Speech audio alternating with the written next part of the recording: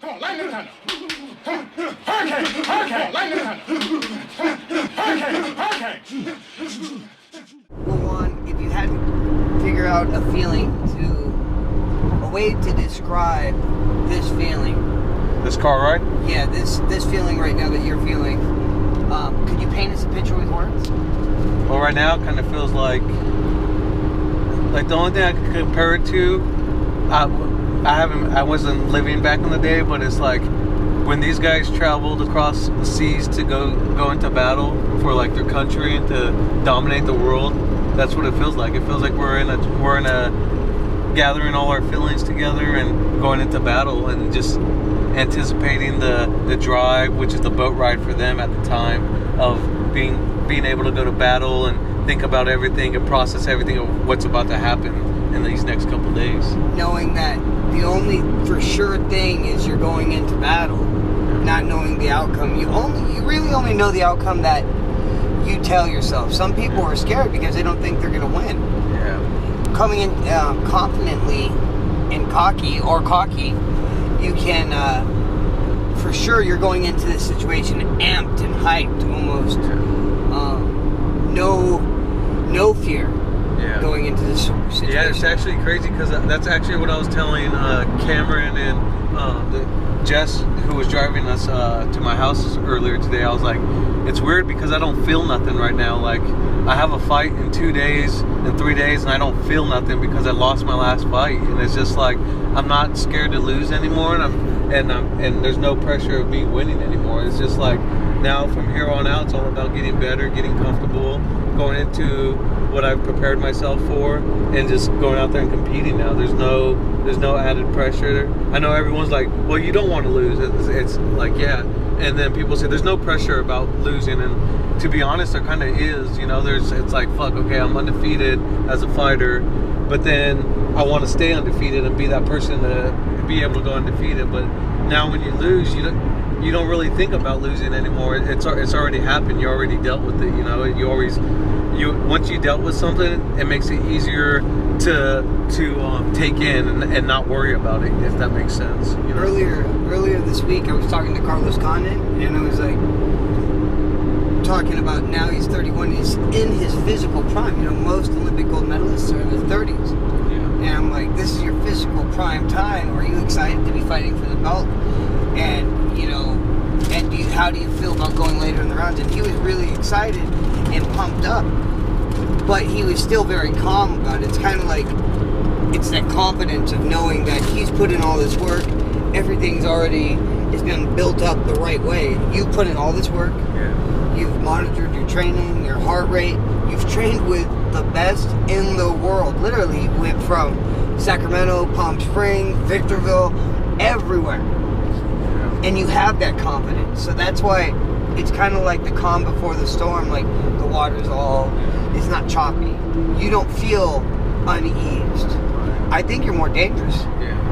Well, yeah, being able to have like a role model such as yourself in my corner all the time, like a guy that's been through to the very highest promotion, fighting in world titles multiple times and places of the UFC. Challenge, like you being able to let me be calm and telling me you've dealt with loss before as well, so you being able to go through your experience and being able to be in the cage and fight almost 50 fights that you have, you know, it's just like, okay, well, this guy knows everything about the ins and outs of sports, been to the best gyms in the world, competed against the best guys in the world, so it makes it easier to adjust to any kind of situation I'm involved in, you know.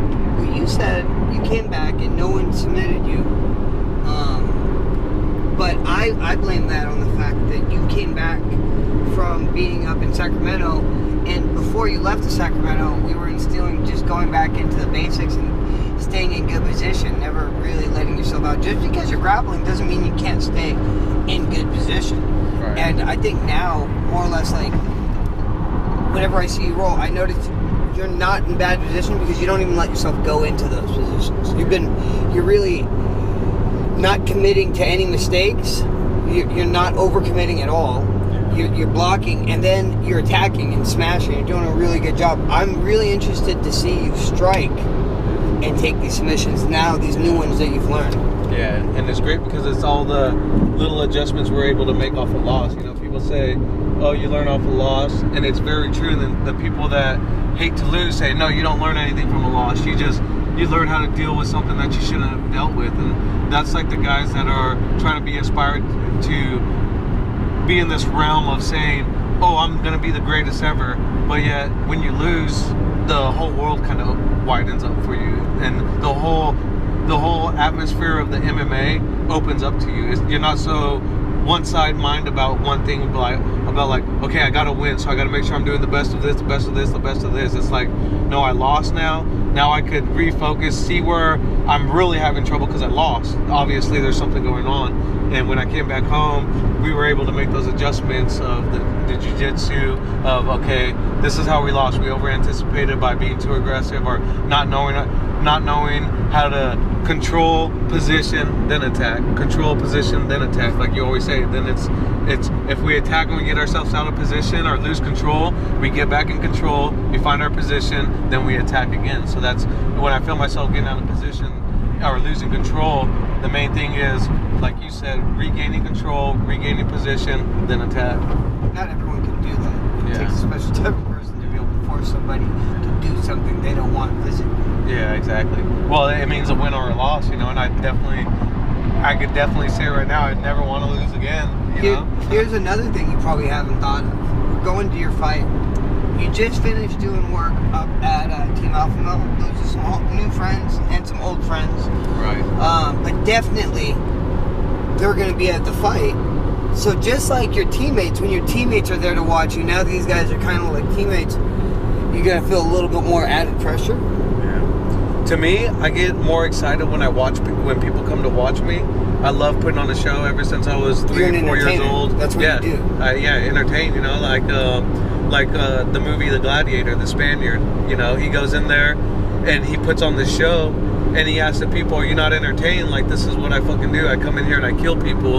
And then Proximo says, "It's not about killing people. It's about putting on a show, you know," and that's what I love to do. I love putting on a show, you know. It's not going in there and finishing the person in 10 seconds, which is nice, but it does not entertain people, you know. They want to see entertainment. They want to see a little more versatile, you know. The true MMA fans want to see grappling. They want to see stand-up. They want to see defense. They want to see wrestling. They want to see it all, you know. And if you're a complete MMA package, like the Mighty Mouse, you know, he's the complete MMA package. You know, a lot of people dog on him, but he's a true entertainer. You know, he's a true MMA entertainer. He puts on shows.